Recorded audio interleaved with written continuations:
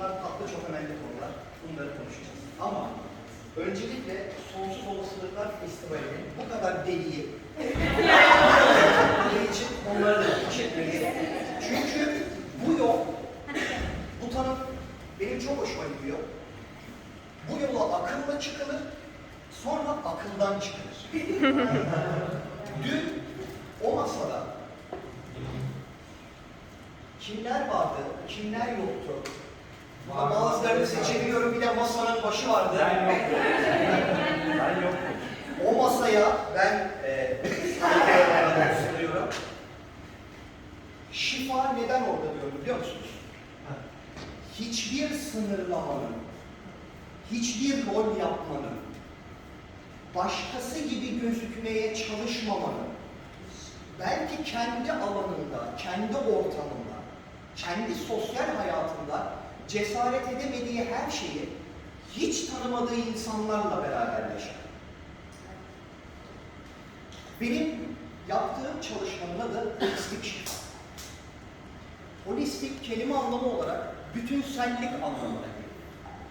Şimdi sadece insanla ve sadece de ruhla ilgilenildiğinde bazı şeyler eksik kalıyor.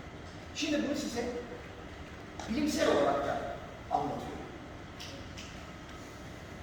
Fiziksel olarak hasta olduğunuzda doktora gidiyorsunuz. Doktora gittiğinizde, şimdi beni buradan çıkınca sniper'la vurabilir miyim? İlaç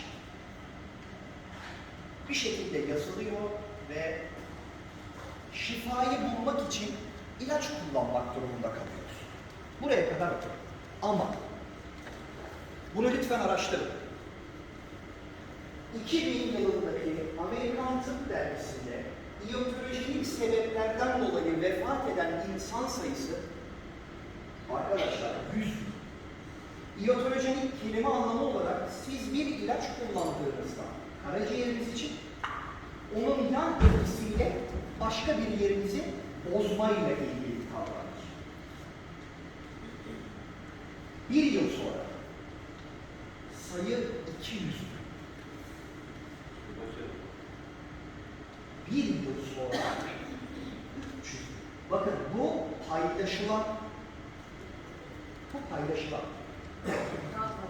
Bu ne demek biliyor musunuz? Şu anda şifa bulma adı altında bir şekilde leblebi gibi ilaç yuttuğumuzda şu anda dünya nüfusunun %20'si kullandığı ilaçlardan vefat ediyor arkadaşlar. Şimdi size soruyorum. Elbet Düman alacak. Bitireyim ondan sonra. Şimdi şuna geleceğim. Burada bir şekilde herkesin bir işi gücü var değil mi? Ben de bu yaptığım çalışmalar haricinde aynı zamanda ticaretle de uğraşan bir şirket sahibi olarak bunu söylüyorum. Taşıyacak halimiz yok. Değil mi? Ekmek yani. Kirayı var, fatura var. Değil mi? Hayat devam ediyor.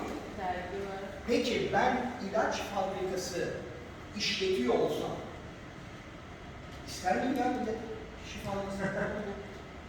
Değil miyim yani? Nasıl akacak sonra bu? Yok. Bu işi işte o aslında biraz isteme de şuna geliyor. Ben bir gazını alayım, öbür tarafı zaten bozuyorum. Oradan ben yine alacağım sadece. Bu işi fiziksel ruhsal anlamda da şifa bulmaya bunu bir eleştiri olarak almayın. Herkes kendi yolundadır ama bunu söylemezsen ben vazifemi eksik yapmış olurum. Ben psikologlara da danışmanlık veren biriyim. Doktorlarla da çalışıyorum. Ve sonuç şuna geliyor. Ruhsallığı anlamadığın zaman bastırman gereken şeyi antidepresanla yapmak zorunda kalıyorsun. Buraya kadar tamam mı? Bir şekilde kendini rahatlatma, uyuşturma noktasına geliyorsun. Şimdi bu bilgiyi vermemin sebebi şuydu. Önce bu söylediğim hikayeler elbet çok tanıdık. Ama ruh ve bedenle hastalık diye bir şey ortaya çıkmış? Hiç düşündünüz mü? Bir, Allah kusuruyla. Tabii öyle haşa maşa falan değil. Kitapta diyor ki yani sorgula yani, anladın mı? Yani şöyle yürü. Şimdi ben de diyorum ki ya bende niye hastalık diye bir bilgi yarattım? Gibi. Şimdi ortada bir kusurluluk yok çünkü bilimsel olarak baktığımızda ister biyolojik, ister fizyolojik, beden hasta olma programı üzerinde çalışan bir mekanizma değil. Entropi yasası gereği sadece problemli olan hücreyi ortadan kaldırıyor, yenisiyle devam ediyor. Sonra durum şuraya geliyor. Ben ona nurundan üflediğimde tüm melekut secde etsin diyen bir kutsal kitabımız var ya, şimdi size soruyorum. Karanlığın olmadığı yerde bana kim ışığı anlatabilir? Evet. Var mı? Anlatabilecek olan var mı? Hiçbir ışık zerresinin girmediği bir alan olmadığı sürece bana kim aydınlığı anlatabilir? Her şey zıttıyla vardır. Bitti. Değil mi? Şimdi durum şuna geliyor. 10 yıllık yolculuğumda yüzlerce insanla çalıştım arkadaşlar. Bunu böyle kendimi şişirmek için söylemiyorum. Televizyonda gördüğünüz ünlülerle de çalıştım. Doktorlarla da çalıştım. Askerlerle de çalıştım. Öğretmenlerle de çalıştım. 10 yıldaki yüzlerce insanı böyle alıp da bir elekten geçirdiğimde her şeyin hükmünde orada ne kalıyor biliyor musunuz? Verilmeyen tepkiler. Kaynanana mı kızdın? Kocana mı kızdın? Gelinine mi kızdın? Tanıdık değil mi o? Deliler sınıfı başladı.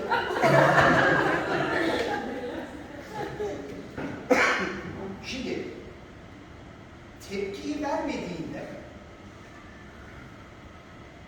o ya seni daima geçmişe götürüyor, keşke böyle olsaydım ama vermedim o tepkiyi işte etmeyeyim, veya gelecekle de ilgili o eminim çok tanıdık. Bir daha bunu söyle yapmayacağım. Bir daha öyle tepki vermeyeceğim. Vereceksin. Ve birçok kişi de veriyor. Neden veriyor? Çünkü ilk tepkiyi sahibine teslim etmediğin için, o şifalanmadığı için doğal olarak geleceğini de manipüle etmiş oluyorsun. Buradaki sorun ne biliyor musunuz? Ruhun ve insanın var ettiği bu hal çok insan kokuyor. Şimdi iyi olalım, tatlı olalım, güzel olalım, şekerli olalım, çokomelli olalım, sevdiği çiçek, böcek çok iyi. Bak arkadaşlar. Musa'yı yaratan Firavun'u da yarattı. Musa'yı Musa yapan Firavun'du. Eğer işin ezoterik kısmına girerseniz Firavun da bir Elohim rahibiydi. Musa'nın bütün bilgilerine sahipti. Ama eğer babanı bir topluluk tanrı olarak görüyorsa ve öldüğünde de artık varis tanrı sensin dersen, sen oraya tanrı olarak çıkarsın. Ama aslında orada çok ince bir ironi var. Bakın bu çok önemli. Yani yoldaş olacak bir bilgi bu. Allah'ın yarattığına layık gördüğünü insan kendine layık görmediği için bu negatifin içinden çıkamıyor. Şimdi,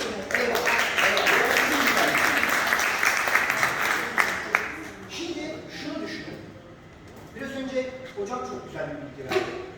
Allah de, kuantum de, enerji de, aşk de, ne dersen de. Eğer onun yansıması olduğunu düşünüyorsan, o sana diyor ki, sana can damarından daha yakın. Bir. İki kişi olduğunuzda üçüncünüz benim, 4 kişi olduğunuzda beşinciniz benim, 6 kişi olduğunuzda yedinciniz benim. Hepinizin yanında Allah var. Çünkü siz de osunuz. Onun yansımasısınız. Onun ışığısınız. Bu da 2. Şimdi bunu günümüze sentezleyelim. Benim yaşım 37. Ben şimdi burada ölsem. Bak yine de Allah gecinden versin de.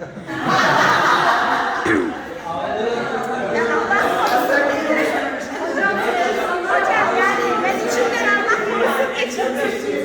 İçerseniz olur. Ölüm bir şey, ölüm diye bir şey olmadığı için. Ondan da Şimdi ama bak burası önemli.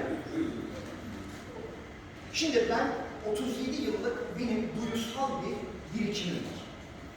Görüyorum, duyuyorum, dokunuyorum, tadıyorum. Bunların hepsi önemli. Yıl 2023. Hala bilinci anlamaya çalışıyoruz. Anlayamamamızın sebebi bilinç ruhtur. Ruhu maddesel teknolojiyle bulmaya çalışıyoruz. Tesla diyor ki, gözün görmediği alanda bilim yapılsaydı 10 yılda 100 yıllık gelişim kaydederdik. Değil mi? Güzel mi? Şimdi benim bütün sinir sistemim, biyolojik beynimle çalışıyor. Alın benim beynimi. Eşimin fotoğrafını çıkarabiliyor musun içinden? En sevdiğim kokuyu çıkarabiliyor musun içinden? Pilavın tadını çıkarabiliyor musun? Nerede bu bilgi?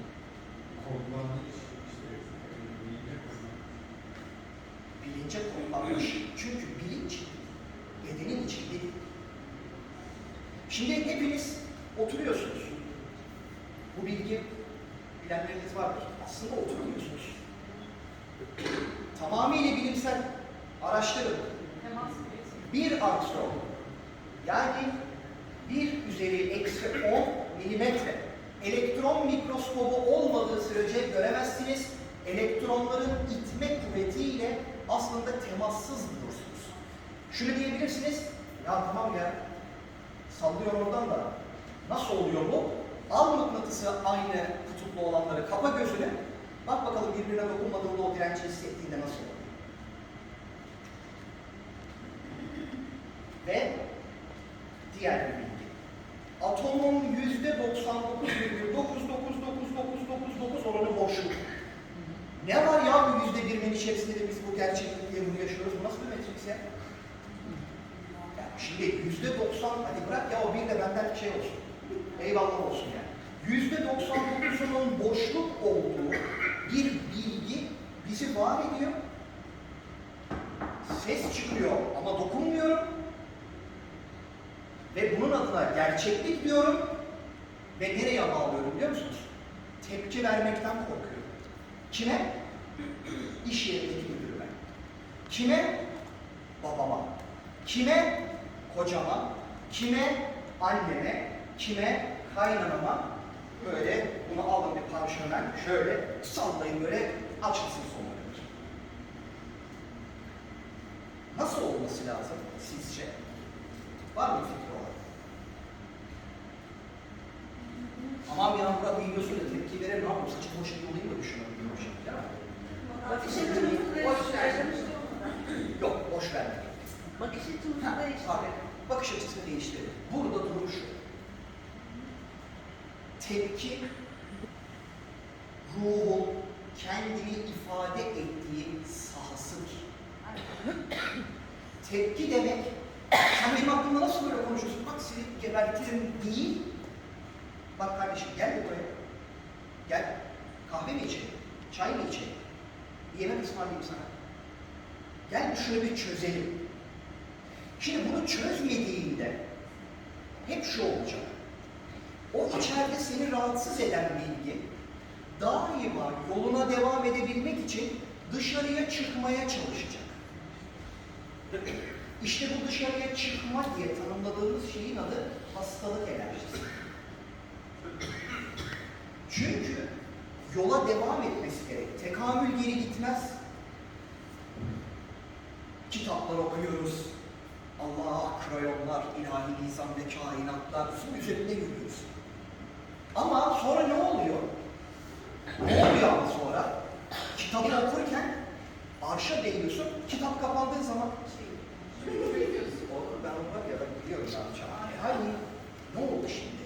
Ne oldu ama? Yani neye vardı durum? Bu neden oluyor biliyor musunuz? Birebir kendi yaşadığım bir durum. İlk bu olaylarla ilgilenmeye başladım. Gerçekten kafayı kırdığım bir dönemde. Anlamaya çalışıyorum. Eşim boşuyordu beni aslında. Bu harbiden espri değil. Yani dedi ki bak ya kendine gel. Ben senin gibi bir adamla evlenmedim, delirdin sen. Dedim ki bak yavrum delirmedim. Davet ettim, gelmedi. Ama beni şu anda ben yapan benim eşimdir. Yani bir kadındır beni ben yapan. Çünkü kadın daha çok tanrıdır. Bunun motivasyonu şuradan geliyor. Ne zaman bir yükseliş haline geçsem, bu kadar aptal, bu kadar saptal bir tartışma çıkar mı ya? Ya bak yani inanamazsın böyle. Sonra dedim ki, ya burada bir şey var. Yani ben sana gelmeye çalışıyorum. Ya tutup beni çekeceğini yukarı, abidik gubidik şeylerden aşağı iniyor. Sonra şöyle bir bilgi geliyor. Bu dünyada işini bitirmeyen hiç kimse arşa merdiven dayayamaz kardeşim. Dayadım diyene inanmayın. Bakın dayadım diyene inanmayın. Tasavvufta çok güzel bir laf vardır. Bugün işte holistik diyoruz bütünsel. İşin içine bak bilimi koyduk, dini koyduk, değil mi? Tasavvufu koyalım. Yılanda neyle omurgan bak. Önce kendini düzelt. Evet. Değil mi? Ama sonrasında da şöyle bir şey diyor. Tasavvuf, Allah'ın seni sende öldürüp kendinde hayat vermesidir. Onda hayat bulma hali bu kadar pasif, bu kadar çekingen, bu kadar kendini ifade etme noktasında çekimsel kalan hangi bu ışık kıyafetini giymiş dosta yol açacak? Bakın burada eğitim veren, seminer veren her hocamın workshop'una katıldım, bulundum. Aslında farklı konuşulan hiçbir şey yok. Ama Yeliz Hanım da Instagram yayınımızda şunu söylüyor. Burada şu anda diyelim ki 25-30 kişi var. Benim anlattığım herkese şifa olamaz.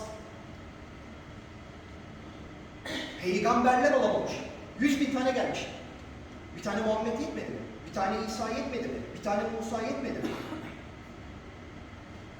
Bu kadar peygamber nereden duruyor ya? Kitap, Mu, Atlantis, 1400'lü yıllar, tasavvuf dönemi, aşk, dönüyoruz. Sonra hayatımıza kuantum, sonra spiritüelizm. Hiç çelişki yok. Hiç çelişki yok. Çelişki nerede biliyor musunuz? Ruhun kendini şifalandırması ile ilgili kıyafeti üzerine düşeni yapmaması. Ben çok okuyorum, çok araştırıyorum, anlamaya çalışıyorum, hal olmadığı sürece ancak egonu tatmin edersin, bir ortamda da iki entelektüel böyle krayon bilgisi paylaşırsın. Yüzün güler, millet der ki, ne anlatıyor? Ama yoldan çıkarsın, biriyle omuz omuza çarparsın, önüne baksan lan hayvan dersin sonra. İşte burada çalışıyor. Burada çalışmıyor. Çalışması için üzerine düşeni yapmanın hakkını vermek lazım.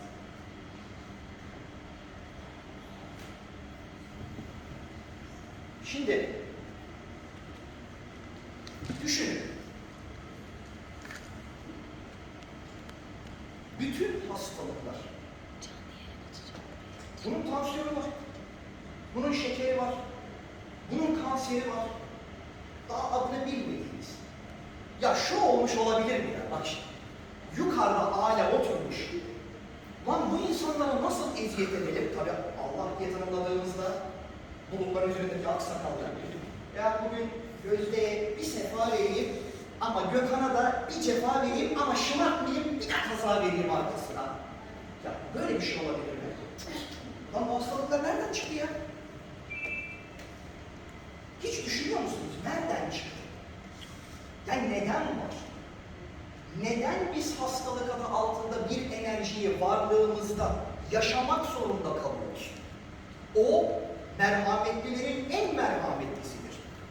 Adaletlilerin en adaletlisidir. Cömertlerin en cömertidir. Burada bir çelişki var o zaman. Orada bir dur. Aldım bütün kutsal kitapları önümüze. Burada bir çelişki var arkadaş.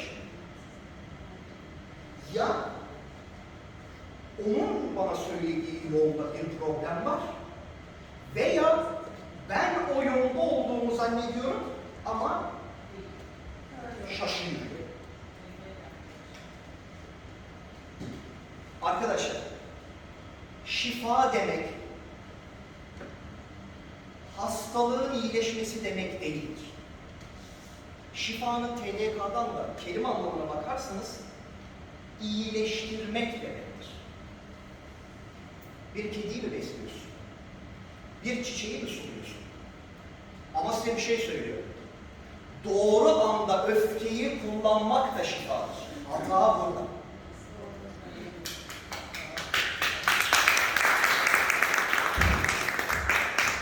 Şimdi bize hep şu öğretildi. Sana tokat atana öbür yanağını da. Ne yanakmışlar? Vur vur bitmiyor. Ya bunun bir sonu olması gerekmiyor mu? Acaba üstadlar bunu söylerken bize başka bir şey mi anlatmaya çalıştılar acaba? Şimdi ben burada desem ki, ya bırakın sevgilimleri ya. Hadi çıkarın kağıtları, kalemleri, ben de bir çıkarttırayım ya abi. Dertlerinizi yazın desem, hangi alıyorsun var ya? Ama bu, ben böyle çıktığımda artistan konuşuyorum değil ya, hepimiz de var arkadaşlar. Yani ben buraya yoksa uçarak gelirdim benim Galatasaray'a. Bak buraya basıp çıktım yani. Değil mi? Su üzerinde yürüyor gibi bir halim var mı benim uçağımda? Değil mi? Beşeriyiz yani biz. Yani mucizeyi aradığımız yer. Bakın şimdi kimseye söylemeyin, denizi yarıyorum, aramızda kalsın falan diye bir şey olabilir mi yani? Yok. Değil mi? Yok. Var mı yapan aramızda? Yok. Yok. Öfke, kızgınlık, tartışma, eğer bize eziyet için verilmediyse, işimize yarayacak bir şey var ki verilmiş. Nasıl kullanıyorsun? Nasıl kullanıyorsun? Kırıyor musun? Döküyor musun? Bak öfkeyi yanlış kullanıyorsun. Öfke, sevgiden daha kuvvetli bir enerjidir. Sevgiyle birine tokat at, bir de öfkeyle at bakalım. Onun acısı bir görsün yani, değil mi? Şimdi ben size desem ya, hadi herkes bir eş olsun. Siz sevgiyi götürün. Hadi sevgiyi götürün. Beni severek bir tokatlayın. Sonra birbirinize bakıp ağlar mısınız burada acaba? Ama burası önemli. Öfke aslında bir alarm sistemidir. Doğru okumak lazım. Sana şunu söyler. Bak, şu anda seni huzursuz eden bir şey var. Senin hormonlarında bir şey oluyor. Bunu sakın eve götürme. Çöz. Aynen öyle. Bunu sakın eve götür. Ama çözerken de huzursuz edecek tepkilerle yapma. Şimdi ben Gözde'ye diyorum ki, Gözde, dün işte masada böyle bir şey oldu. Ben sana kırıldım. Senin bunu yapmaya ne hakkın var be kardeşim? İlk gün tanıştık, hayırdır ya, bu özgüven nereden geliyor? Bak inanın, sonra ben odaya çıktığımda biraz fazla verdik tepkiyi galiba. Kırdık kalbi. Bu sefer de ya ben sana biraz önce konuştum ya, kusura bak. Bir şey söyleyeyim mi? Her şekilde de rahatsız oldum. Her şekilde tepkim yanlış oldu. huzur bulacağım diye bokun içine girdim. Bak ama burası önemli. Bokun içine girdim, metafor burada.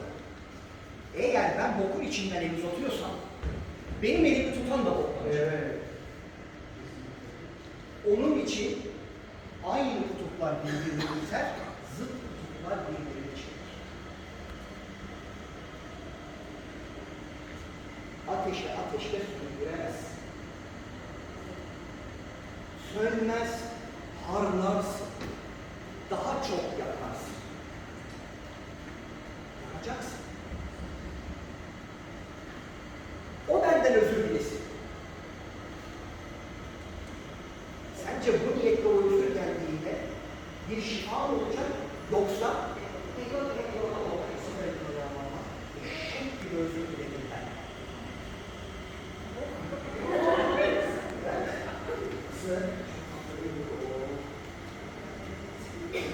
Ama cümlenin noktasına geldiğin zaman yine huzur bulamayacaksın. Çünkü dünya bir ruhun huzur bulması için yaratılmış bir planet değildir. Sadece mutlu olmak için geldiği bir planet değildir. Bunu Muğdat'tan araştır, bunu tasavvuftan araştır, bunu istediğin ruhsal tebliğlerden araştır, istediğin kutsal kitaptan araştır. Bu söylediğimi çürütecek bilgiyi bana kimse getirmez. Hayatımı huzurlu yaşayabilmenin tek sebebi kendini doğru yönetmenle alakalı. Tepkilerini doğru zamanda vermenle alakalı. Ezik büzük bir tavır yerine anlama ve anladığını yaşamayla ilgili bir tavırda olduğun için mutlusun. Ama en güzel ama ne yaparsan yap, mücadele etmek zorunda olmayacağın bir yol bu hayatında hiçbir zaman olmayacak. İstediğin kadar çözdüm de. Ben uyandım. Her sabah uyanıyoruz. Uyanmak diye bir şey yoktur. Hatırlamak diye bir şey vardır. Zaten uyudum. Unuttum. Şimdi düşünün. Ben burada desem ki size, her biriniz Allah'sınız. Sınırsız bir gücün var. Sınırsız bir zamanın var. Sınırsız bir alanın var. Formun yok. Hadi deneyimlesene. Deneyime girsene. Sınırsız gücün var. Sınırsız zamanın var. Sınırsız alanın var. Formun yok. Hep duyuyoruz değil mi? 9. boyuttan geldik. Ben onun enkarnasyonuyum. He? Mevlana tebliği. Öldüm gittin ya. Ne işin var hala? Niye bizimle uğraşıyorsunuz? Ey sivil uslular! Ey pileye desniler! Gittiğin yerde. Ha? Ne işin var ya bende? Niye beni yukarıya çekmek için uğraşıyorsun bu kadar? Neden? Çünkü bizim bedenimizde 60 trilyon daha fazla hücre var. Her birinin ayrı bir bilinci var ve her biri içeride bir şey yapıyor. Bir gün şunu yapan oldu mu hiç? Kalp hücresinden bir tanesini alıp da derler bir çay içelim de ulan ne güzel anlatıyorsun. İletişimde olalım. Ama mahveden o. Değil mi? Biz de onun hücreleriyiz. Ben hep şunu söylüyorum. Allah soyundan geldiğini kabul edenler, bunu kabul etme cesaretini gösterebilenlerdir. Konuştuğumuz, şekilsel olarak istediğini olabilirsin. İstediğine inanabilirsin. Her şey ondan geldiyse ve aradığın şifaysa, her alanda ve her şeyde zaten onunlasın. Allah'la olmak bir bilinç halidir. İstediğin kadar tesbih çek. İstediğin kadar namaz kıl. İstediğin kadar oruç tut. Bunlar mükemmel ritüeller ve hareketlerdir. Eyvallah. Ama ne kadar içindesin? Sen şimdi rükû ettiğinde borcunu düşünüyorsan, secde ettiğinde kaynağını düşünüyorsan, bak şimdi, burada demek ki başka bir şey var. Yani mevzu şeklin ötesinde bir bilinç haline geçip o kanala girmek demek. Akış, bilinç. Ben Allah'ı çok seviyorum. Trafiktesin. Birebir denk geldi bir şey. Ya bir insan Diyaneti dinlerken öndeki araç gitmiyor diye anasına küfür eder mi?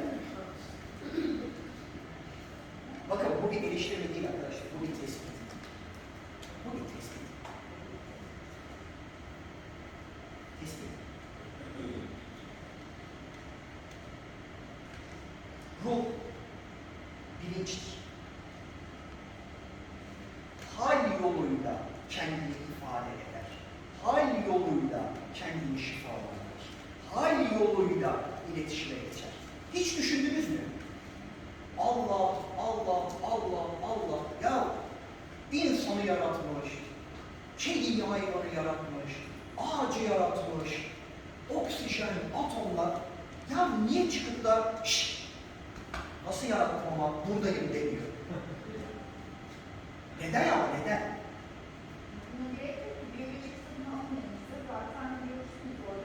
Değil mi?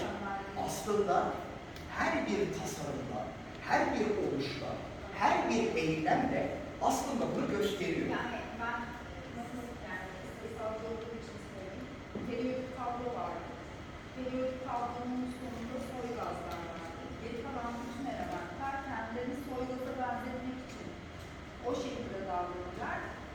Su öyle oluşuyor. Yani hidrojenin de aslında hiç umurda değil, oksijenin de ama birlikte sonu 18 olan elemente benzesek iyi olur diye birlikte tanımlıyorlar. Bakın bana oradan mükemmel bir pas verdiniz. Ne dediniz? Bir gaz, bir gaza benzemeye çalışıyor. Peki ben sizi suretimden yarattım ne demek? Kendime benziyor. Kaş, göz ve kirpikten bahsetmiyor yani. Evet. Aslında istenilen şu. O diyor ya, ondan geldik ona döneceğiz. Ondan geldik ona döneceğiz. Ondan geldik ona döneceğiz. Aslında istediği şu. Benim gibi oldu.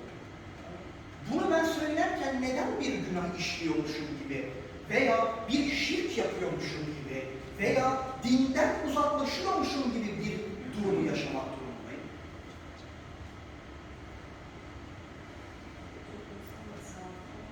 Değil mi? Ama bu öyle bir şey ki dün bu konuştuğumuz durum sen eğer bilgiyi paylaştığın kitabı saygı diye getirenin üzerine koyarsan ayağının üzerinde dursun diye üst katta oturanın ayağının altında durmaya devam edecek. Oku. Oku. Kur'an oku. İncil oku. Tevrat oku. Hepsini okudum arkadaşlar. İlmek ilmek. Gece uykusuzluk. Ya sonra dedim ki, çok samimi söylüyorum. Ha böyle olay içimizde bir şifreyi veriyorum, sırrı veriyorum falan değil. Gerçekten bütün hikaye o. Benim gibi olmuyor. Bir iyilik yaptığında, bir şey yarattığında ben yaptım deme. Diyor mu? Hepinize rızkınızı verdim. Ya amin değil ben. Ne? Demiyor. Hazreti Ali'ye sormuşlar, bize Allah'a göster. Yani sen inanıyorsun madem, bize de göster ki biz de inanalım diye sormuşlar. Göster bize Allah'a. Hazreti Ali demiş ki, ben görmedim Allah'a kulu etmem demiş. Her şey. Ve dönüyoruz ve dolaşıyoruz. Neye geliyoruz? Allah'ın ışığı olan, nuru olan ve melekutun secde ettiğini söylediğimiz bir kıymet nasıl burada hasp oluyor? Çok yakışmıyor değil mi? Emanet duruyor üzerinde. Suretten olmak, onun eli ayağı olmak, onu temsil etmek, ondan ayrı olmamak.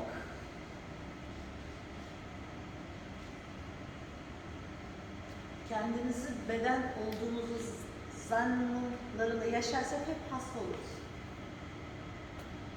Hasta olursun, huzursuz olursun, Aynen. mutsuz olursun Hepsi içinde. ama sistem şöyle çalışıyor.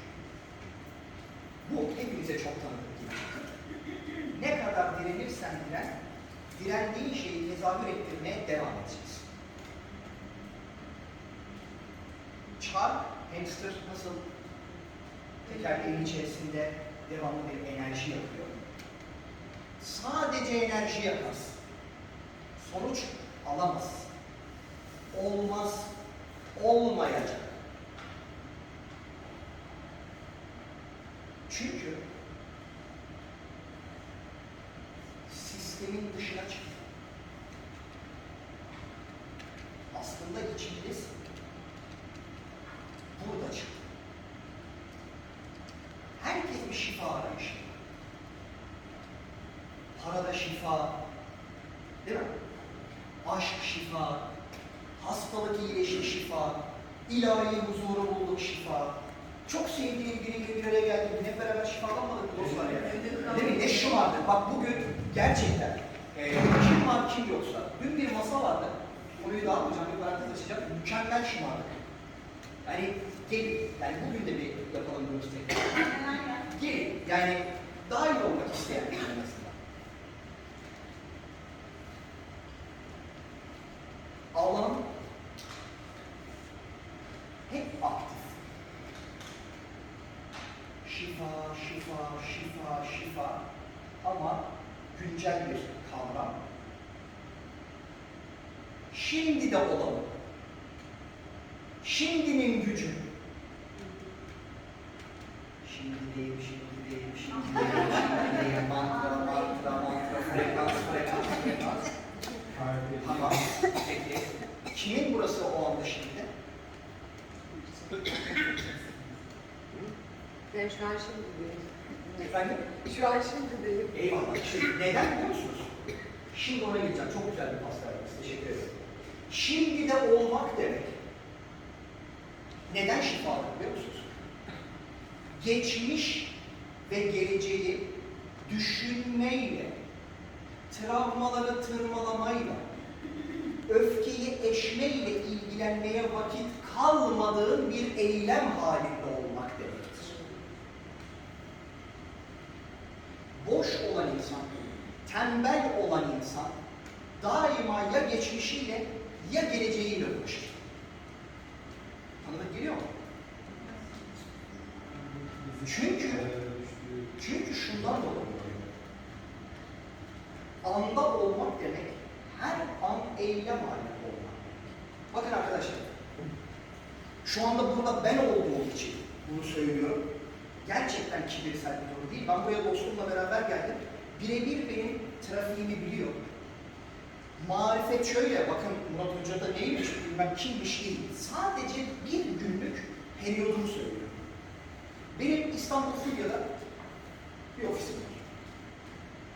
Aynı zamanda da ticari iş yaptığım için şirketim var. Aynı ofis içerisinde hem ticari işim hem seans alanı var. Bu süreçte ilgilenen herkese nasıl olsun? Çok konforlu. Şuna geleceğim. Sabah 8'de kalkıyorum. 8.30'da evden çıkıyorum. Yürüyerek gidiyorum. Ofiste işlere bir bakıyoruz. Sonra bilenler bilir, Beyazıt, Çemberlitaş oralarda müşteri alınır. Sonra o müşteriler gelir. Paketlenir, siparişler çıkar, sonra zil çalar. Ben seansıma giderim. Seans 2 saat sürer. Benim seanslarım hep 2 saat sürer ve bireyseldir. Sonra seanstan çıktığım gibi yine bilgisayar başına otururum. Bu sefer de yurt dışı ile ilgili işlere bakılır. Sonra bir daha zil çalar. Bir daha seansa girelim. Sonra seanstan çıkarım. Gün sonunu yaparız. Sonra tekrar ben yürümeye başladığımda eşimi hallederim. Hadi canım o, gel bir kahve içelim. Gel bir kafayı dağıtalım. Onunla da ilgilenirim ve zaten saat 10-10.30 olur. Bunu şundan dolayı söylüyorum arkadaşlar. Neyle olmadanmış ve dedirtmek için değil. Her gün böyle bir trafiği olan insanın ne geçmişle ne gelecekle uğraşmaya zamanı kalmıyor. Geçmiş bir mazi. Değiştiremiyor. Bir dakika sonra ne olacak? Gelecek muamma. Anlamıyorum. Anı dolu dolu yaşadığın zaman şifalanıyorsun. Çünkü ilk başta söylediğim tepkiler seni manipüle edemiyor. Seni manipüle edemiyor. Seni aşağı çekemiyor. Sende öfke enerjisini aktif etmiyor. Çünkü yoldasın. Ne diyor Mevlana?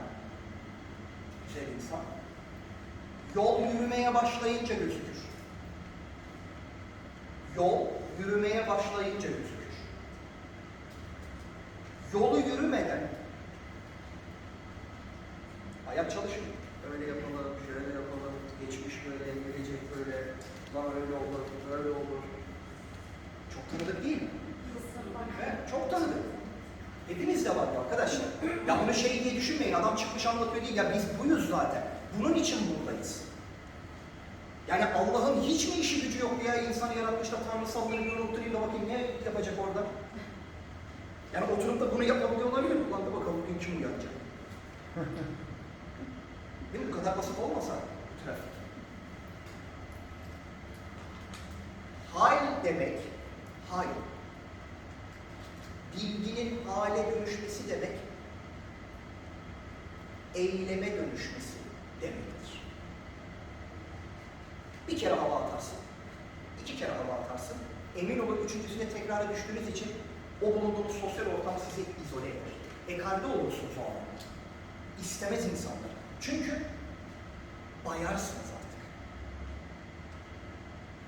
İfade sahası olarak sosyal anlamda spiritüellik konuşmak, dikkat edin, hep insanları yorar. Dikkat ettiniz mi hiç? Evet. Hep yorar. Aslında sen şunu yaparsın. Ya ne güzel bilgiler veriyorum ya, biz neler öğrendik oğlum. Yani işte bak bu böyleymiş, bu böyleymiş. Ama 1 litrelik sürahiye 3 litre su koyamazsın. Taşırırsın. O taşma hali de seni insanlardan uzaklaştırır. Tepki yaratır.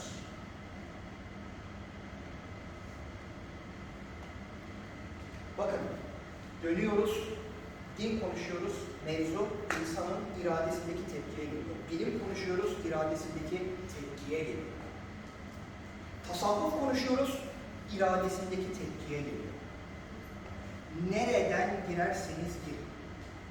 Hangi alandan bakarsanız bakın. Biraz önce de söyledim, hangi kitaptan da bakarsanız yine bakın. Değişmeyecek. Bakın değişmeyecek. Babanla ilgili bir travman varsa git konuş. Çünkü sana ait değil. Sana ait değil. Kayınvalidenle ilgili bir sorunun varsa git konuş.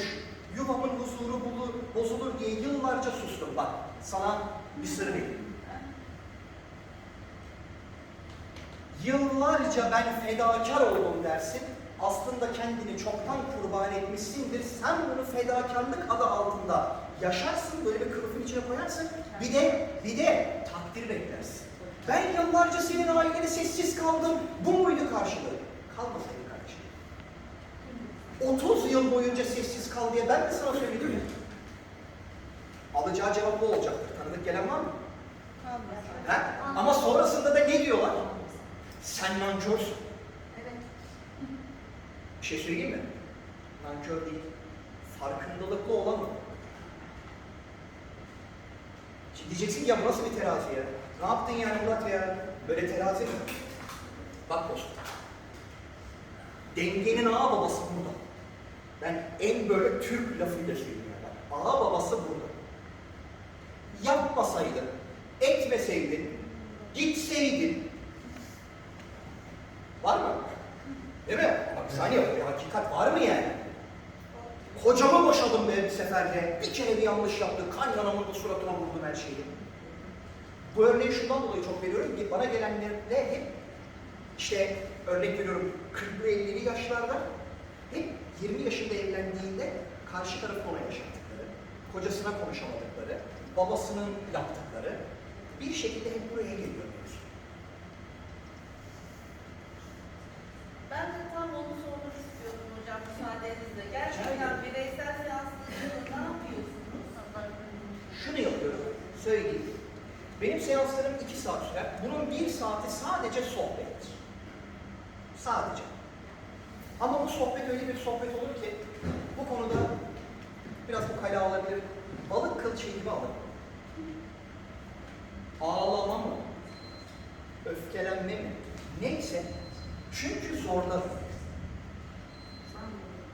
Bu zamana kadar kimsenin ona kızmadığı kadar ben kızarım. Hiç tanımadığım bir adam ona kızdığı zaman açılmak zorunda kalır. Hiç kimse şunu demesin. Ben açılmam. Neden açılıyorsun biliyor musun? Benim özel olduğumdan değil, senin açılmaya ihtiyacın olduğu için, o içindeki pisliği dökmek istediğin için, ondan kurtulmak istediğin için açılıyorsun. Artı siz taraf verirsiniz. Kesinlikle. Yani. Kesinlikle. 1 saat böyle geçer, sonrasındaki 30-35 dakika bir enerji çalışması olur. Belli bölgeler duruma gelir. Veya eğer gerekli görürsem, ben aynı zamanda da medikal masörüm. Bunu masajla destekleyip iyice muhallebi gibi bir noktaya getirip enerji çalışmasına öyle yapar. Bu arada Gökhan birebir birçok defa deneyimlemiştir. Yani zaten ben o masajı yaptıktan sonra herhangi bir direncin olması imkansız. Çünkü zaten ben o çalışmayı yaparken sen uyumasan da uykuyla uyanık arasındaki bir teta halindesin ve benim seni zaten bilinç boyutuna çekmem kaçınılmaz olur. Sonra sen buralarında kara kara girdaplar görürsün, bir şeyler çıkıyor görürsün, etrafında melekler görürsün, görürsün de görürsün. Şifa olsun. Görürsün. Ama bu neye hizmet ediyor diye sormadan yine şifa bulamazsın. Odada Gökhan'la oturmuştu. Talep gelmediği sürece, eylem olmadığı sürece, yani ben şimdi böyle yürürsem, bir anda havada yürümeye başlasam, aa dersiniz ama akşam rakı masasında ne haber lan değil, yine devam edeceğiz. Çünkü o bu anda bitti. Bitti, şaşırdık ya, tamam adam havada yürüyor. Ama içine rakı içiyoruz, baba peynire ver. Değil mi ama yani? Değil mi? Artık normale döndük yani. Mesela şununla yaşıyor muyuz biz? İsa ölüyü diriltti. Kaç kere bindi aklına geliyor? Musa denizi yaktı kaç kere aklına geliyor? Genel kültür haznesi. Yani entelektüel bir bilgi, bir dil bilgisi, evet işimize yarar, bizi huşu getirir. Ama iş dönüyor dolaşıyor, neye hizmet ediyor? Neye hizmet ediyor? Hizmet alanını, eylem alanını belirlemediğiniz sürece çalışmaz. Çünkü iradeye yaratıcı da müdahale etmiyor. Bu onun yasası, benim yasam değil arkadaşlar. Ben yazmadım. O yazdı. Ve diyor ki, başına ne gelirse Ayet, iki elinizle yaptığınızdandır. Faturayı bana kesemezsin. Ben seni yarattım, bir avatarın içerisine koydum, ensenden aldım ve bıraktım. Elim tutuyor, gözün görüyor, aklın çalışıyor. Olayların içindesin. Ama senin acizliğinin faturasını senden başka ödeyecek biri yok. Bakın, şifa yapın. Kime suç bulursanız bulun, hep aynı yere geliyor. Musa'yı yaratan Allah Firavun'u da yarattı. Muhammed'i yaratan Ebu Cehil'i de yarattı. İsa'yı yaratan Bizansları da yarattı. Adamı almışlar, çarmıha gelmişler, birini almışlar, çöllere sürmüşler. Değil mi? Ama sonra iş neye dönüyor? İsyan etme değil, dönüştürme, simya, dönüştürme. İşte zamanında demiri altın yapıyorlarmış. Acaba burada mesaj ne? Burada mesaj ne? Ya bulalım şunun formülü de hep beraber milyon dolar bulalım arkadaşlar. Ne arıyoruz burada ya? Değil mi? Gidelim şöyle bir yatta. Keyif. Demek bak burada herkesin bir derdi var. Onun için başında güldük ama bu yola akılla çıkılır, sonra akıldan çıkılır. Delilere selam olsun dedim. Gerçekten deliyiz. Ama farkındalıklı delilik bu. Anlama, hissetme, bulma, şifalanma. Bunun için ne yapıyorsun? Ne yaptın? Eğer bir farkındalık arıyorsanız, başkalarına keseceğiniz faturalardan artık vazgeçip, ben nerede yanlış yaptım da, ben nerede yanlış yaptım da, bu durumu yaşamak zorunda kaldım ya. Fatura kesmeye başladığınız zaman sonu yok. Komşu, üst katta sesi, çocuğu tepiniyor. Anne onu yaptı, baba bunu yaptı, kardeş bunu yaptı. Adaletsiz, onu çok sevdiler, beni az sevdiler. Bak, bir kere yalnız değilsin. Yalnız değilsin. Ve her şeyin sadece senin başına geldiğiyle ilgili bu kafadan artık çık. Bunun acımasız olmayla alakası yok. Bunun kişinin kendi iradesini, kendi şifasını, kendi farkındalığını eline alması ve hayatında gerçek patronun olması ile ilgisidir. Bu anlattığım inşallah sizde bir bilinç aralığı, bir bakış açısı, bir farkındalık alanı yaratmıştır. Bugün itibariyle kiminle bir probleminiz varsa gidin çözün. Ve bundan başka bir şifa aracı olmadığını göreceksiniz. Numaramı verebilirim. Eğer benim bu söylediğimi, bu tezimi çürütecek olan varsa 10 yıldır bunu dekanlarla da bir araya geldim. Dediğim gibi doktorlarla da bir araya geldim. Daha çürüten olmadı. Yeliz hocam 2 dakikaya bitiriyor. Topta geliyor. Çürüten olmadı. Ve yine söylüyorum. Marifet bende olduğundan değil. Marifet kişinin kendi hayatını sahiplenmesinde olduğu için. Senin adına bunu ben yapamam. Senin adına bunu seans yapamaz. Senin adına bunu terapi yapamaz.